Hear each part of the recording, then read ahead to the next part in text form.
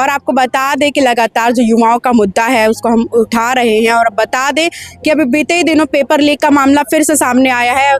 देखिए, ये सरकार बेरोजगारी के मामले में पूरी तरीके से फेल है। आप जब मैं स्कूल में था, मैं जब 11वीं 12वीं में रहा होऊंगा, तब बच्चे बात करते थे, हमारे सीनियर बात करते थे कि रेलवे का फॉर्म आया है, एनटीपीसी का फॉर्म आया है, इसका फॉर्म आया, उसका मतलब तमाम तरह की नौकरियां थी। सरकार पूरी तरीके से अपने उद्योगपति मित्रों को पूरे देश का जो पैसा है, जो धन है, उसको देने में व्यस्त है। क्या कहना चाहेंगे जो लगातार अगर हम बात करें पेपर लीक हो रहा है, फिर अब समस्या उठ के आ रही कि बेरोजगारी की, लेकिन आज की जो हुकूमत है उसकी जो नीतियां हैं वो ना प्रो पीपल है, ना प्रो स्टूडेंट है, वो प्रो कैपिटलिस्ट है, प्रो जो है अडानी अंबानी के प्रति है, जो इंडस्ट्रियलिस्ट हैं, बिजनेस टाइकून्स हैं, उनके प्रति है। नमस्कार, मैं हूं दिव्या श्रीवास्तव और आप सभी देख रहे हैं यूपी 24 नेटवर्क। इस वक्त मैं मौजूद हूँ राजधानी लखनऊ के ही लखनऊ विश्वविद्यालय में। और आपको बता दें कि लगातार जो युवाओं का मुद्दा है उसको हम उठा रहे हैं। और बता दें कि अभी बीते ही दिनों पेपर लीक का मामला फिर से सामने आया है। अगर हम बात करें, हमारे साथ तमाम छात्र इनसे ही बात करेंगे।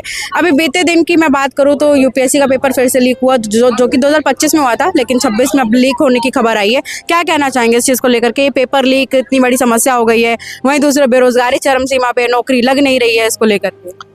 देखिए, ये सरकार बेरोजगारी के मामले में पूरी तरीके से फेल है। आप जब मैं स्कूल में था, मैं जब 11वीं 12वीं में रहा होऊंगा, तब बच्चे बात करते थे, हमारे सीनियर बात करते थे कि रेलवे का फॉर्म आया है, एनटीपीसी का फॉर्म आया है, इसका फॉर्म आया, उसका मतलब तमाम तरह की नौकरियां थी। 12वीं के बाद कई सारी नौकरियां थी, तो स्टूडेंट्स निकलता था, उनके पास ऑप्शन होता था कि वो 10 फॉर्म भरते थे, 10 में से 1-2 में तो मतलब क्लिक हो ही जाएगा। लेकिन अभी का जो दौर है, सरकार पूरी तरीके से अपने उद्योगपति मित्रों को पूरे देश का जो पैसा है, जो धन है, उसको देने में व्यस्त है। वो कहीं भी ध्यान नहीं दे रहे हैं और इनका बुलडोजर सिर्फ गरीबों पे, गरीब लोग, दलित लोग, मासूम लोग, उन पे चलाया जा रहा है। और अब तो छोड़िए गरीब मासूम, तो उससे अब दूर कर दिए, अब तो भगवानों देवी देवताओं पे भी चल जा रहा है इनका। बनारस में देखिए जो हाल किया इन्होंने घाटों का। नरेंद्र मोदी जी आए, बनारस आए, कहीं सांसदी जब लड़ना था, उन्होंने कहा कि गंगा मैया ने मुझे बुलाया है। क्या गंगा मैया ने, उन्होंने घाट तोड़ने के लिए बुलाए थे क्या आपने? तो इन्होंने जो 800 साल पुराने मंदिर थे उनको बुलडोज कर दिया और पूरी तरीके से उसको तोड़ दिया। अब इस मुद्दे पे आप बोल रहे थे, मैं बता दूं कि अभी मुक्तेश्वरानंद महाराज जो की हैं, उन्होंने ये बयान दिया कि 150 से ज्यादा जो पुराने मंदिर है जिनका अस्तित्व पुराणों में मिलता था, वो मंदिर भी टूटे हैं, वो मूर्तियां भी टूटी हैं। इसको लेकर के क्या कहेंगे? जी बिल्कुल, ये पूरी तरीके से सरकार डेवलपमेंट के नाम पे डिस्ट्रक्शन करने का कार्य कर रही है और लोगों को बस एक चोला पहना रही है कि हिंदू है, हिंदू है। अभी हर कोई पतंग नॉर्मल उड़ाता है, मोदी ने हनुमान जी को उड़ा दिया। ये इनका देश प्रेम है, भगवान प्रेम है।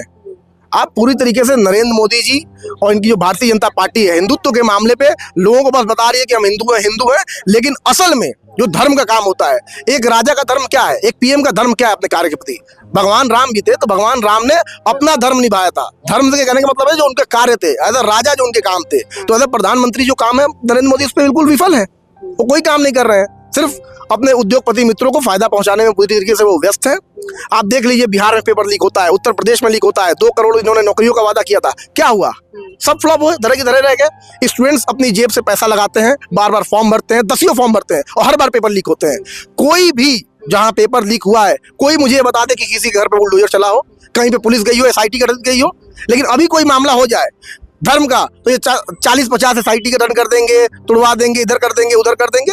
तो पूरी तरीके से धार्मिक एजेंडे के राह पे ये असल एजेंडा देश का पूरा धूमिल कर रही है बीजेपी सरकार। और एक तरह से होता है ना कि लोगों को, एक पहले होता था आपको मैं रोज एक मछली दूं तो आप पका खा जाएंगे। सरकार आपके हाथ में जाल नहीं देगी, क्योंकि जाल देगी तो आप खुद मछली मार देंगे। ठीक, तो सरकार पूरी तरीके से राशन दे रही है। 80 करोड़ लोग, इनका खुद का डाटा है। तो देश को पूरी तरीके से बेरोजगारी की ओर ढकेल रहे हैं। मनरेगा देख लीजिए, मनरेगा पहले एक कानून हुआ करता था कि आपको रोजगार देना ही देना है गरीब किसान दलितों को, लेकिन आज के दौर में मनरेगा क्या हो गया है? ये पॉलिसी बना रहे हैं, मनरेगा को तबाह कर रहे हैं। तो ये सरकार दलित, मजदूर, किसानों को विरोध करने के लिए सरकार है, किसी को जीने नहीं देगी। क्या कहना चाहेंगे जो लगातार अगर हम बात करें पेपर लीक हो रहा है, फिर अब समस्या उठ के आ रही कि बेरोजगारी की, क्या कहना चाहेंगे? देखिए, बेरोजगारी और जो है पेपर लीक तो एक बहुत बड़ी समस्या है। छात्र गरीब घर से आते हैं, वो किसी तरीके से शिक्षा के रास्ते आगे बढ़ना चाहते हैं। लेकिन आज की जो हुकूमत है उसकी जो नीतियां हैं वो ना प्रो पीपल है, ना प्रो स्टूडेंट है, वो प्रो कैपिटलिस्ट है, प्रो जो है अडानी अंबानी के प्रति है, जो इंडस्ट्रियलिस्ट हैं, बिजनेस टाइकून्स हैं, उनके प्रति है। हाल फिलहाल में हमने देखा है तमाम पेपर लीक हुए हैं, आरओ, यहाँ तक कि यूपीएससी और पीसीएस जैसे एग्जाम्स भी लीक हो जा रहे हैं, जो कि यूपीएससी जैसी एक कॉन्स्टिट्यूशनल संस्था जो है उसको चलाती है।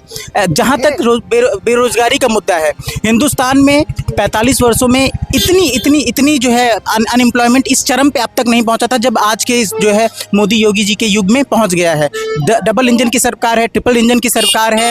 सरकारें बहुत बड़े बड़े दावे करती हैं कि हम एम्प्लॉयमेंट दे रहे हैं, लेकिन as far as employment guarantee is concern flop हैं। अभी रिसेंटली मनरेगा का नाम बदल के वीजी राम जी करके लाया गया, उसमें भी राम नाम का करके उसको भी एक पोलराइज कर दिया, वो तमाम चीज़ें कर दी। अब तक जो राज्य जो गरीब थे, क्योंकि जो मनरेगा था उसमें राज्यों के पास ये डिस्क्रिशन होता था कि वो जो है रोजगार दे सकते हैं। अब उनको सेंटर गवर्नमेंट की मर्जी पे आना पड़ेगा, क्योंकि 60-40 का रेशियो कर दिया है, 90-10 नॉर्थ ईस्ट के लिए कर दिया है। तो ऐसे में जो गरीब तबके जिनको जो है मैंडेटरीली जो है वो एम्प्लॉयमेंट मिल जाता था, 100 दिन के भीतर वो जाके अपने पंचायत में या जिला में जाके मांग सकते थे। अब कहने का मतलब कि वो अब उनके हाथों में वो नौकरी भी समझ लीजिए या वो रोजगार भी नहीं बचा है। क्या कहना चाहेंगे? अभी फिर से पेपर लीक होने की खबर आई, 2025 में जिन्होंने यूपीएससी एग्जाम दिया उनका पेपर लीक हो गया, इसको लेकर के क्या कहना चाहेंगे? चलिए, आपका बहुत बहुत धन्यवाद कि आप बता तो रहे हैं कि पेपर लीक हुआ है। बड़े बड़े मीडिया चैनलों में तो दिखाते ही नहीं है कि पेपर लीक हुआ है, वो तो कहते पेपर अपने आप लीक हो गया है। उसको पोलराइज करने के लिए हिंदू मुस्लिम दुनिया भर के मुद्दे लाएंगे। तो एक शेर के साथ शुरुआत करूंगा कि लश्कर भी तुम्हारा है, सरदार भी तुम्हारा है, तुम झूठ को सच लिख दो, अखबार भी तुम्हारा है। तो इस दौर में हम लोग आज भी ताइंदा जिंदा हैं और इनके खिलाफ हमेशा आवाज बुलंद करते रहेंगे। हम छात्र हैं, नौजवान हैं, जेपी लोहिया के आंदोलनों के बारे में पढ़े हुए लोग हैं, तो हम लोग जानते हैं कि किस तरीके से इनको सड़क से लेकर संसद तक इनके खिलाफ आवाज़ उठानी है। ये हम लोग को 2014 हो, 17 हो, 22 हो, 24 हो, चुनाव में बरगला सकते हैं। ज्ञानेश कुमार को चुनाव आयोग को बीजेपी आयोग बना सकते हैं, मोदी मैं कर सकते हैं, लेकिन ये छात्र हैं हम लोग इनका विरोध तब तक करेंगे जब तक एक छात्र को, एक गरीब छात्र को, एक नौजवान को नौकरी नहीं मिल जाएगी, किसानों को उनकी MSP की गारंटी नहीं मिल जाएगी, और जो इनके वादे हैं कि प्रतिवर्ष 2 करोड़ का रोजगार का वो पूरा नहीं हो जाएगा, हवाई चप्पल वाला हवाई जहाज में नहीं बैठ जाएगा, तब तक हम इन लोगों का विरोध करते रहेंगे और इसी तरीके से करते रहेंगे। ये मैं आज आप देख रहे होंगे शिक्षा का क्या माहौल है। आज कोई छात्र, कुछ हमको ज्ञात हुआ कि कुछ लोग विरोध करना चाहते थे। क्या विरोध नहीं कर सकते लोकतांत्रिक ढंग से? आप बताइए कि लोकतंत्र में विरोध करने का सबको अधिकार है। उनको पुलिस पहले ही बेच के उठा ले रही। एक प्रदेश का मुखिया, देश का मुखिया छोटे से छात्रों के हुजूम से डरता है, और समझ लीजिए जिस दिन इन छात्रों का हुजूम पूरे सड़कों पे उतरेगा, ये मुखिया और वो दिन दूर नहीं कि नेपाल और जैसे भागे घूमेंगे। आप विरोध करते हैं बांग्लादेश का। आप बताइए शेख हसीना को कौन अपने देश में शरण दिया है? क्या सब मुसलमान बेकार हैं? क्या सब हिंदू बेकार हैं? आप किसके आगे बढ़िए, रोजगार, शिक्षा, रोजी रोटी की बात करिए। रोजी रोटी सस्ती होगी, दवा पढ़ाई मुफ्ती होगी, तभी तो हम लोग आगे बढ़ेंगे। आप बताइए कितने को रोजगार दिया? क्या आपका डाटा प्रेस फ्रीडम इंडेक्स में आप कहाँ हैं? हंगर इंडेक्स में आप कहाँ हैं? हैप्पीनेस इंडेक्स में कहाँ हैं? आप पिछड़ते जा रहे हैं, लेकिन मोदी मैं बनता रहेंगे। आप छोटे से चुनाव में ED CBI को भेज रहे हैं, कल हमारी सरकार आएगी। हम तो छात्र हैं, लेकिन हमारी कोई सरकार नहीं। हम लोग विरोध करेंगे, हमेशा विरोध करने का काम करेंगे। जो भी गलत काम करेगा उसका विरोध करेंगे। और आज ये लोग जिस प्रकार से भी देखेंगे, आप बांग्लादेश में ED CBI भेज दिए, और यहाँ के कोडीन का, इतने कप सिरप का जो मामला था, कोडीन के मामले को कोई कार्रवाई नहीं हुई, जिससे पूरे उसके गाड़ी का नंबर लेके लोग चल रहे हैं 9777। इतना प्रदेश का पूर्व मुख्यमंत्री जिसको बार बार डाल रहा है, ट्वीट कर रहा है, उसमें कोई कार्रवाई नहीं। ED CBI क्लीन चिट दे रही है। क्या माहौल है? ज्यादा दिन दूर नहीं है। आप हम कह रहे हैं 27 बहुत नजदीक है। तख्त भी बदलेगा, ताज भी बदलेगा, और सरकार भी बदलेगी। हम लोग क्या कहना चाहेंगे? क्या कहना चाहोगे कि पेपर लीक की जो समस्या वो लगातार बढ़ रही है? पेपर लीक की समस्या जो बढ़ रही है, आज ये लोग बोलने से काहे डर रहे हैं? अभी कुछ बोल देंगे आपके चैनल पे। इनकी गलती बस इतनी है कि टोपी लगाए हैं, दाढ़ी इनकी बड़ी है। अभी ये अगर कुछ इसमें चैनल पे बोल देंगे ना, पहले आप देखेंगे गांवों में रामलीला होती थी तो हिंदू मुस्लिम सब बैठते थे, लेकिन आज का माहौल ये है कि अगर एक मुस्लिम वहां पहुंच गया या एक हिंदू वहां पहुंच गया तो माहौल बिगाड़ने वाले उन्हीं के लोग हैं सब। ये सब पैटेंट लोग होते हैं, एकदम पहले से राजनीति में इनको सेटल करते। जैसे एक अभी गगन यादव बीच में सेटल हुआ था, ऐसे कई नेता आते रहेंगे, सेटल करते रहेंगे। हम लोग को एकदम मैं कह रहा हूँ कि सरकार बनानी है 27 में। आप लोग भूल जाइए, जिसको रोजी रोटी शिक्षा और इस पे जोर देना है तो अखिलेश यादव जी की सरकार लानी है। क्या कहना चाहेंगे बताइए किस चीज पे बताइए। पेपर लीक को लेकर के। पेपर लीक को लेकर के अगर ये प्रूव हो जाता है कि पेपर लीक हुआ है तो उसकी सुधार की जाती है कि नहीं, आप ये बताइए। किया जाता है बिल्कुल। यूपी पुलिस का पेपर लीक हुआ था जो पिछली बार हुआ है, उसका दोबारा पेपर एग्जाम किया गया कि नहीं किया गया? आरओ का लीक हुआ था, किया गया कि नहीं किया गया ना। तो अगर यूपीएससी का पेपर लोगों के द्वारा बताया जा रहा है, ये वही पुराने माफिया है जो आज तक पेपर लीक करते आ रहे हैं। अंततः यही निकलता है कि वही सरकार है जो अभी तक लीक करते हुए आ रही थी, जो मेरिट बेस पे लोगों को नौकरी दे रही थी, वही सरकार लास्ट तक यही आएगा।